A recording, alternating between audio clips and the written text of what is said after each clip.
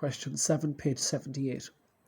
We have a particle projected upwards with an initial speed of 24 meters per second.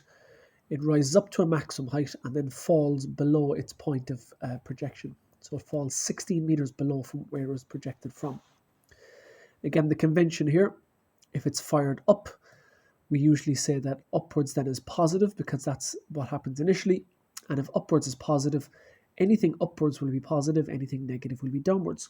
So that's why the acceleration is minus 9.8 there, because it's downwards. And that's why we have a minus 16 here as well, because it goes below the point of projection, travels downwards a distance of minus 16 meters. And we'll come back to that later because that's quite important. Okay, the first part of the question is find the maximum height. So you need to remember that when a particle reaches the maximum height, its velocity at the maximum height is equal to 0. In other words, it stops at the top and then changes direction.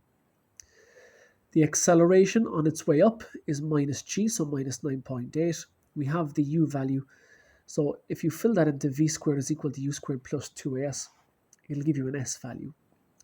Now the s value that you've calculated there is the height between there and that point, which is not what the question is asking. The question is asking what's the height from the ground, so what's the height between there and there. So you need to take your s value and you need to add 16 onto it. All right, part 2. Part 2 is the time taken for the object to land. So it's the time taken for the object to rise to the maximum height and then fall from the maximum height and hit the ground. There's multiple ways of doing it, but I think the quickest way to do it is to identify that the path that it travels is the distance it travels, but this minus 16 is actually the displacement. So the displacement is just the straight line distance between where it starts and where it ends. And I've stretched this out a small bit, so I know I'm saying it goes over like this and lands, but what actually happens is it's supposed to fire straight up and then straight back down and land at that point. So the displacement is minus 16, even though it goes up and then down. So if I use u is 24, a is minus g, and s is equal to minus 16, and if I fill that into s is equal to ut plus a half at t squared, I'll get 2 times. One will be positive, one will be negative.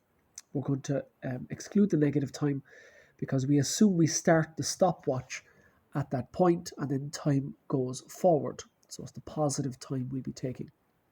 What the negative time represents is how long it would take for the particle to go from there to there, or I should have said how long the particle would have taken to go from there to there, and then it would have continued on its journey.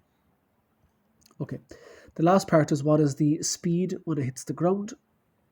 So we can use the u, the s is minus 16, the a is minus g, and we also know the time of flight now, the time taken to go up and down. That was the positive t from the previous part. You could use any of the 3 formula, but I think that's the quickest one there.